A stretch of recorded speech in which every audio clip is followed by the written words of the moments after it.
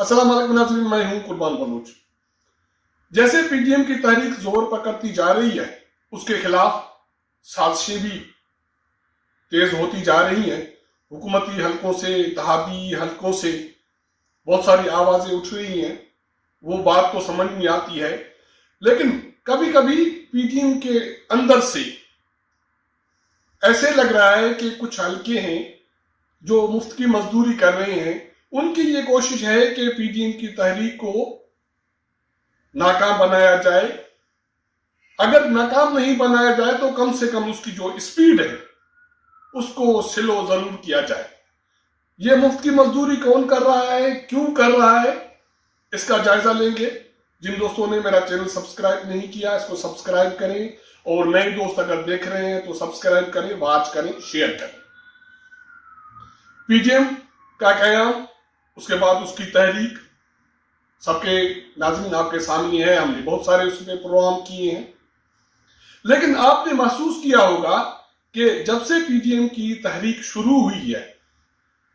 कहीं न कहीं किसी न किसी मरहले पे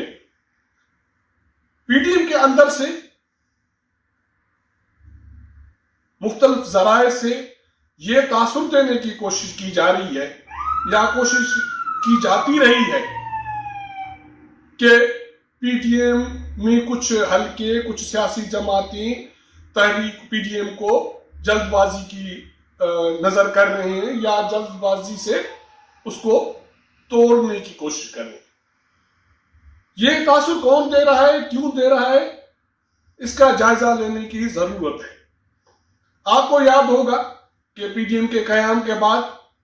26 नुकाती एक्शन प्लान तैयार हुआ। उसमें बहुत सारी चीजें शामिल थीं, और उसी की रोशनी में यह फैसला किया गया था कि पीडीएम अपनी तहरीक की रोशनी में जलसे करने के बाद, पहला मरहला जलसों का था, उसके बाद धरनों का प्लान था, और उसके बाद पार्लियामेंट से इस्तीफा देने का प्लान था। तो उस वक्त भी जब ये जलसों का मरहला चल रहा था, तो मियां नवाज शरीफ और मौलाना फजल रहमान और बाकी अक्सर पीडीएम की जो जमातें हैं, उनका नैरेटिव एक ही था, और वो था एस्टेब्लिशमेंट के खिलाफ बात करना और उन किरदारों का नाम लेना जिन पे मुबैना तौर पे इलेक्शन में धांधली के हवाले से इल्जामात थे। फिर आपने महसूस किया होगा कि विद इन पीडीएम या पीडीएम से कुछ हलकों की तरफ से ये तहफ़्फ़ुज़ात सामने आए हैं कि नाम क्यों लिए जा रहे हैं। फिर आपने देखा होगा कि आस्ता आस्ता नाम लेना बंद हो गए, और फिर सिर्फ किरदारों की निशानदही की जाती रही। उनका जायजा, उनका फैसला आप नाज़रीन करेंगे, क्योंकि कोई चीजें ढकी छुपी नहीं है। उसके बाद यह हुआ कि अब लॉन्ग मार्च करना है, इस्तीफा देने हैं। फिर विद इन पीडीएम कुछ सियासी जमातों ने, या एक आधी सियासी जमातों ने, यह बात करनी शुरू कर दी कि इस्तीफा देना कोई हल नहीं है, पार्लियामेंट से इस्तीफा देके मैदान खाली नहीं छोड़ना चाहिए। जब उस पर मज़ाहमत हुई पीडीएम में, या ऐसा कहा जा सकता है कि मौलाना फजल रहमान और मरियम नवाज की तरफ से या नून लीग की तरफ से, तो फिर ये तासुर देने की कोशिश की गई, और मीडिया में और सोशल मीडिया में ये खबरें चलवाई गई कि मौलाना फजल रहमान या मरियम नवाज या मुस्लिम लीग नून जल्दबाजी के जरिए पीडीएम को नुकसान पहुंचा रहे हैं, और उनको तोड़ने की कोई कोशिश हो रही है या साजिश हो रही है। उसके बाद मौलाना फजल रहमान और मरियम नवाज मुस्लिम लीग नून को बैकफुट पे जाना पड़ा, क्योंकि इन दोनों तीनों जमातों का, या कुछ और जो कॉम्प्रेस जमातें हैं सूबों का, उनका पहले दिल से ये तयशुदा फार्मूला था कि इत्तेहाद में जो जमातें शामिल हैं उनमें किसी को भागने नहीं देना है। फिर आपने देखा कि उन मौलाना फजल रहमान को, मियां नवाज शरीफ को, और बाकी जो भी पार्टीज हैं, ان کو استعفا دینے کے عمل سے واپس بیک فٹ پہ جانا پڑا، اور پھر یہ طے ہوا کہ ضمنی انتخابات میں حصہ لیا جائے گا، اور جو استعفا والا عمل ہے اس کو فی الحال ود ہولڈ کیا جا رہا ہے، اس کو ود ہولڈ کیا گیا۔ اس کے پیچھے کون تھا یہ کوئی ڈھکی چھپی نہیں ہے۔ اس کے بعد لاہور میں اجلاس ہوا، سربراہی اجلاس ہوا، اس میں یہ طے کیا گیا کہ 31 جنوری تک عمران خان کو ڈیڈ لائن ہے کہ وہ استعفا دے دے اور یہ پی ٹی آئی کی حکومت ختم کر دے، ورنہ 31 جنوری کے بعد لانگ مارچ کا فیصلہ کیا جائے گا، اس کی تاریخ کا تعین کیا جائے گا، اور یہ بھی طے کیا جائے گا کہ لانگ مارچ اسلام آباد کی طرف ہو یا پنڈی کی طرف۔ اس پہ بہت سارا رد عمل آیا، اس پہ رد عمل اسٹیبلشمنٹ کی طرف سے بھی آیا۔ فوج کے ترجمان نے بھی پریس کانفرنس کی اور اس کا یہ کہنا تھا کہ مولانا فضل الرحمان کی طرف سے پنڈی لانگ مارچ کوئی بات سمجھ میں نہیں آتی، لیکن وہ آئیں گے تو اس کو چائے پلائیں گے۔ اس کے بعد یہ چیز سامنے پی ڈی ایم کی طرف سے آئی، پی ڈی ایم میں شامل ایک جماعت کی طرف سے آئی کہ نہیں، لانگ مارچ پنڈی کی طرف نہیں ہوگا، لانگ مارچ ہوگا آپارا کی طرف، اور اس کے ساتھ ساتھ یہ تاثر واضح کلیئر کر دیا گیا کہ سینٹ کے انتخابات میں بھی حصہ لیا جائے گا۔ اس کے بعد یہ چیزیں پھر سے ایک کنٹروورسی پیدا ہو گئی کہ اب کیا ہوگا، لیکن مولانا فضل الرحمان مسلم لیگ نون کی طرف سے اس عمل کو ٹھنڈا کرنے کی کوشش کی گئی اور اس کو برداشت کرنے کی کوشش کی گئی کہ ہاں ٹھیک ہے، سینٹ کے انتخابات میں حصہ لیں گے۔ اب جو صورتحال ہے وہ یہ ہے کہ ودن اتحاد یہ فیڈ کرایا جا رہا ہے کہ مولانا فضل الرحمان اس جلد بازی میں اس اتحاد کو توڑنے کی طرف لے کے جا رہے ہیں۔ یہ پہلی دفعہ نہیں ہوا۔ اتحاد کے قیام سے لے کے اگر میں دیکھ رہا ہوں سوشل میڈیا میں یا میڈیا میں یہ خبریں چلائی جا رہی ہیں، اور یہ خبریں اتحاد میں سے موجود جماعتوں کی طرف سے یا جماعت کی طرف سے چلوائی جا رہی ہے کہ مولانا اس اتحاد کو توڑنے کی طرف لے کے جا رہا ہے، اور مسلم لیگ نون یا مریم نواز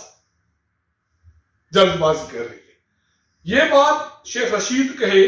تو بات سمجھ میں آتی ہے، کیونکہ شیخ رشید نے جب پی ڈی ایم کی طرف سے الیکشن کمیشن کے سامنے مظاہرہ کیا گیا اور الیکشن کمیشن کو ٹارگیٹ کیا گیا اور فارمنگ فنڈنگ کیس کے حوالے سے چیزیں مینشن کی گئی یا ان کی نشاندہی کی گئی، تو شیخ رشید نے کہا کہ 2-3 ہزار بندے تھے اور مریم نواز تو اس کے لیے حالات بہت خراب ہیں، مولانا فضل الرحمان کے لیے حالات خراب ہیں۔ یہ چیزیں حکومت کی طرف سے بھی آتی رہی ہیں، مریم نواز اور مولانا فضل الرحمان ٹارگیٹ تھے پہلے دن سے۔ اور شیخ رشید کا کہنا ہے کہ اس کا دوست بلاول بھٹو زرداری تو مزے کر رہا ہے، وہ مرکوٹ گھوم رہا ہے، سندھ گھوم رہا ہے اور بائی الیکشن جیت رہا ہے۔ یہ چیز ہونے کے بعد جب یہ الیکشن کمیشن کے سامنے والا مظاہرہ ختم ہوا، پھر پی ٹی ایم کے اندر سے ایک جماعت نے یہ خبریں فیڈ کرنے کی کوشش کی ہے یا فیڈ کروائی ہیں کہ مولانا فضل الرحمان ایک مرتبہ پھر اتحاد کو توڑنے کی طرف لے کے جا رہے ہیں، اور اس کی جو وجہ ہے، بنیادی وجہ ہے، وہ ہے اس کی جلد بازی۔ کیا ایسا ہے، یا پی ڈی ایم کی جو بھی اچیومنٹس ہیں، جو حاصلات ہیں، اب ان سے ڈر کے ان سے پیچھے ہٹنے کے لیے پی ڈی ایم کو مزید کمزور کیا جا رہا ہے، اور یہ مفت کی مزدوری کون کر رہا ہے، کیوں کر رہا ہے، یہ چیزیں وقت کے ساتھ کھلیں گی۔ لیکن یہ کیسے کہا جا سکتا ہے کہ پی ڈی ایم کی 4 ماہ میں کوئی اچیومنٹ نہیں ہوئی؟ میں سمجھتا ہوں کہ بہت ساری حاصلات ہیں پی ڈی ایم کی۔ ان مفت کی مزدوری کرنے کے باوجود، سازش کرنے کے باوجود، حکومت کی طرف سے بہت ساری رکاوٹیں ڈالنے کے باوجود، وہ JUI کو توڑنے کی کوشش ہو، وہ نون لیگ کو توڑنے کی کوشش ہو، یا باقی جماعتوں کو ٹارگیٹ کرنے کی کوشش ہو، اس کے باوجود PDM نے ابھی تک بہت ساری اچیومنٹس کی ہیں۔ اس میں فارن فنڈنگ کیس کا ایک مرتبہ پھر ابھر کے سامنے آنا اور لوگوں کو یہ پتا چلنا کہ یہ بھی ایک بڑا اسکینڈل تھا، اور اس پہ الیکشن کمیشن کی طرف سے متحرک ہونا کوئی کم اچیومنٹ یا کم حاصلات نہیں ہے۔ اب پچھلے ہفتے سے اسکروٹنی کمیٹی ہے الیکشن کمیشن کی، وہ ہیئرنگ سماعت کر رہی ہے۔ ابھی بھی الیکشن کمیشن نے کچھ دیر پہلے ایک پریس ریلیز جاری کیا، اس میں یہ کہا گیا کہ یہ فارن فنڈنگ کیس انتہائی حساس کیس ہے، اس کیس کے حوالے سے مفروضے اختیار نہیں کرنے چاہیے، اور الیکشن کمیشن آف پاکستان اس کیس کے حوالے سے سنجیدہ ہے، اور جب اسکروٹنی کمیٹی اپنے سفارشات مرتب کر کے الیکشن کمیشن کو دے گی تو الیکشن کمیشن کی طرف سے اوپن جو آرگیومنٹس ہیں وہ فریقین کے سنے جائیں گے، اور میرٹ کی بنیاد پہ اس کیس کا فیصلہ کیا جائے گا۔ کہیں ایسا تو نہیں ہے کہ جب سے یہ چیزیں اپنی منطقی انجام کی طرف جا رہی ہیں اس وقت PDM کو نشانہ بنایا جا رہا ہے تاکہ PDM کی جو پیش رفت ہے اس کو روکا جائے، ورنہ اگر یہ PDM کی یہ پیش رفت جاری رہتی ہے تو وہ دن دور نہیں کہ تبدیلی کے آثار سب کے سامنے آ جائیں گے۔ اس کے لوازمات کیا ہیں؟ اس کے پیچھے بیک گراؤنڈ کیا ہے کہ PDM کو کمزور کرنے کی کوشش کیوں کی جا رہی ہے؟ کیا کس نے کس کے ساتھ پیچ اپ کیا ہے؟ یہ چیزیں بہت سارے اہم سوالات ہیں جس کو ٹھنڈے دل سے سوچنے کی ضرورت ہے، اس کا جائزہ لینے کی ضرورت ہے۔ اگر ہمارا یہ پروگرام آپ کو پسند آئے تو اپنے دوستوں کے ساتھ شیئر کیجئے گا